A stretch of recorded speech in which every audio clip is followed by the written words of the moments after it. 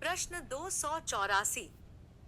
अली बंधु शौकत अली और मोहम्मद अली द्वारा भारत में किस आंदोलन का नेतृत्व किया गया था? ए. भारत छोड़ो आंदोलन। बी. दिल्ली चलो आंदोलन। सी. बहिष्कार आंदोलन। डी. खिलाफत आंदोलन। उत्तर डी. खिलाफत आंदोलन। अली बंधुओं शौकत अली और मोहम्मद अली ने भारत में खिलाफत आंदोलन का नेतृत्व किया था। प्रश्न 285। अखिल भारतीय खिलाफत समिति में जब यह घोषणा करते हुए एक प्रस्ताव पारित किया कि किसी भी मुसलमान को ब्रिटिश भारतीय सेना में सेवा प्रदान नहीं करनी चाहिए? ए. नवंबर 1922। बी. अगस्त 1920।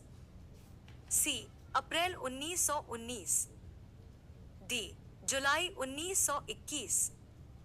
उत्तर डी. जुलाई 1921।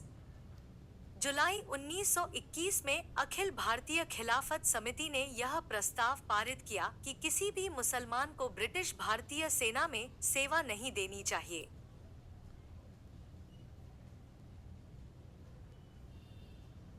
दो 286 निम्नलिखित में से क्या असहयोग और खिलाफत आंदोलनों का परिणाम था?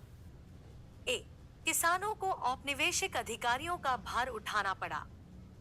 बी. छात्र सरकार द्वारा संचालित स्कूलों और कॉलेजों में गए।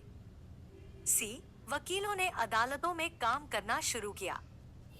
डी. मजदूर वर्ग कई छोटे बड़े शहरों में हड़ताल पर चला गया। उत्तर डी. मजदूर वर्ग कई छोटे बड़े शहरों में हड़ताल पर चला गया।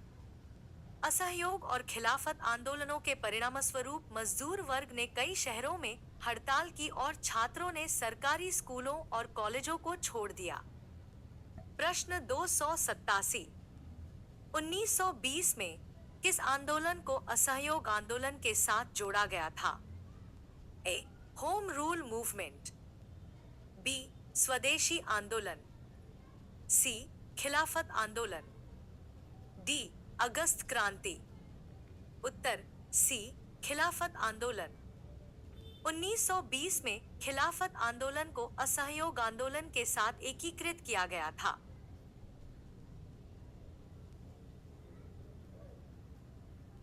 प्रश्न 288। 1922 में गांधी जी द्वारा असहयोग आंदोलन स्थगित करने का मुख्य कारण क्या था? ए. उत्तर प्रदेश में चौरी चौरा पुलिस स्टेशन में भीड़ द्वारा आग लगा दी गई थी। बी. आंदोलन लक्ष्य प्राप्त करने के बाद समाप्त हुआ था। सी. गांधी जी गंभीर रूप से बीमार थे। डी. गांधी जी को गिरफ्तार किया गया था और आंदोलन को बंद करने के लिए मजबूर किया गया था। उत्तर ए. उत्तर प्रदेश में चौरी चौरा पुलिस स्टेशन में भीड़ द्वारा आग लगा दी गई थी। चौरी चौरा कांड के कारण गांधी जी ने असहयोग आंदोलन को स्थगित किया। प्रश्न 289। खिलाफत आंदोलन का नेतृत्व किसने किया था? ए. शौकत अली और मोहम्मद अली। बी. अरमान अली और मोहम्मद अली। सी. शौकत अली और अरमान अली। डी. शौकत अली और मुसाफिर अली। उत्तर ए. शौकत अली और मोहम्मद अली। खिलाफत आंदोलन का नेतृत्व शौकत अली और मोहम्मद अली ने किया था। 290। मोतीलाल नेहरू ने परिषद राजनीति में वापसी के लिए बहस करने हेतु कांग्रेस के भीतर स्वराज पार्टी का गठन किसके साथ किया था? A. C. R. Das. B. Jawaharlal Nehru. C. Subhash Chandra Bose. D. B. R. Ambedkar. उत्तर ए. मोतीलाल नेहरू ने 1923 में सी. आर. दास के साथ स्वराज पार्टी का गठन किया था ताकि वे परिषद राजनीति में सक्रिय रूप से भाग ले सकें और अंग्रेजी हुकूमत का विरोध कर सकें। प्रश्न 291। स्वराज पार्टी के संस्थापक कौन थे? ए. सी. राजगोपालाचारी। बी. मोतीलाल नेहरू। सी. लाला लाजपत राय। डी. महात्मा गांधी। उत्तर बी। असहयोग आंदोलन की समाप्ति के बाद 1923 में मोतीलाल नेहरू और सीआर दास ने स्वराज पार्टी की स्थापना की थी ताकि वे परिषद के अंदर सरकार के खिलाफ संघर्ष कर सकें। प्रश्न 292। निम्नलिखित में से कौन स्वराज पार्टी के संस्थापकों में से एक थे? ए. मोतीलाल नेहरू, बी. लाला लाजपत राय, सी. सुभाष चंद्र बोस, डी. दादा भाई नौरोजी। उत्तर ए. मोतीलाल नेहरू और सीआर दास ने 1923 में स्वराज पार्टी की स्थापना की थी, जिसका उद्देश्य परिषदों में चुनाव लड़कर ब्रिटिश सरकार का विरोध करना था। प्रश्न 293। दक्षिण अफ्रीका से वापस लौटने के पश्चात महात्मा गांधी ने फरवरी 1916 में किस विश्वविद्यालय के उद्घाटन के समय पहली बार सार्वजनिक रूप से आम जनता से रूबरू हुए थे? ए. कलकत्ता विश्वविद्यालय, बी. मद्रास विश्वविद्यालय, सी. बनारस हिंदू विश्वविद्यालय, डी. बंबई विश्वविद्यालय।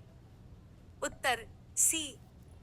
महात्मा गांधी ने दक्षिण अफ्रीका से लौटने के बाद पहली बार 1916 में बनारस हिंदू विश्वविद्यालय के उद्घाटन पर सार्वजनिक रूप से भाषण दिया था। प्रश्न 294। इनमें से किसने गांधी को ब्रिटिश भारत की यात्रा करने और वहां की भूमि और लोगों के बारे में जानने की सलाह दी थी?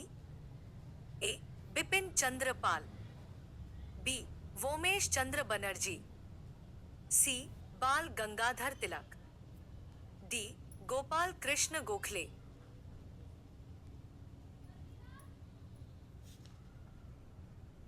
उत्तर डी. गोपाल कृष्ण गोखले ने महात्मा गांधी को ब्रिटिश भारत की यात्रा करने और वहां की भूमि व लोगों को समझने की सलाह दी थी। गांधी जी उन्हें अपना राजनीतिक गुरु मानते थे। प्रश्न 295। चंपारण सत्याग्रह इनमें से किससे संबंधित है? ए. नील की खेती, बी. चमड़े का उत्पादन, सी. कपड़ा मिलों की हड़ताल, डी. नमक का उत्पादन। उत्तर ए. चंपारण सत्याग्रह 1917 में बिहार के चंपारण जिले में नील की खेती के विरोध में गांधी जी के नेतृत्व में हुआ पहला सत्याग्रह था। प्रश्न 296। बिहार का चंपारण महात्मा गांधी द्वारा किस वर्ष किए गए सत्याग्रह का साक्षी था? ए. 1916, बी. 1918, सी. 1915, डी. 1917। उत्तर डी. महात्मा गांधी ने 1917 में बिहार के चंपारण में नील की खेती के खिलाफ सत्याग्रह किया, जो उनका भारत में पहला बड़ा आंदोलन था।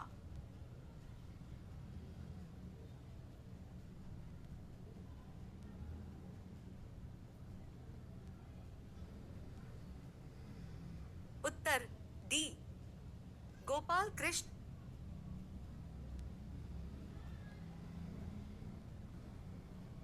उत्तर डी. गोपाल कृष्ण गोखले। प्रश्न 297।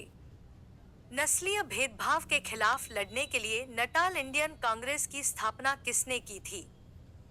ए. Mahatma Gandhi, B. Subhash Chandra Bose, C. Jawaharlal Nehru, D. Vallabhbhai Patel. उत्तर डॉट ए. महात्मा गांधी ने 1894 में दक्षिण अफ्रीका में भारतीयों के खिलाफ नस्लीय भेदभाव का विरोध करने के लिए नटाल इंडियन कांग्रेस की स्थापना की थी। प्रश्न 298। दक्षिण अफ्रीका से भारत लौटने के बाद महात्मा गांधी ने 1916 में किस विश्वविद्यालय में पहली बार सार्वजनिक तौर पर संबोधित किया था? ए. बनारस हिंदू विश्वविद्यालय, बी. इलाहाबाद विश्वविद्यालय, सी. अलीगढ़ मुस्लिम विश्वविद्यालय, डी. मुंबई विश्वविद्यालय। उत्तर ए। महात्मा गांधी ने दक्षिण अफ्रीका से लौटने के बाद 1916 में बनारस हिंदू विश्वविद्यालय के उद्घाटन के अवसर पर पहली बार सार्वजनिक रूप से भाषण दिया था।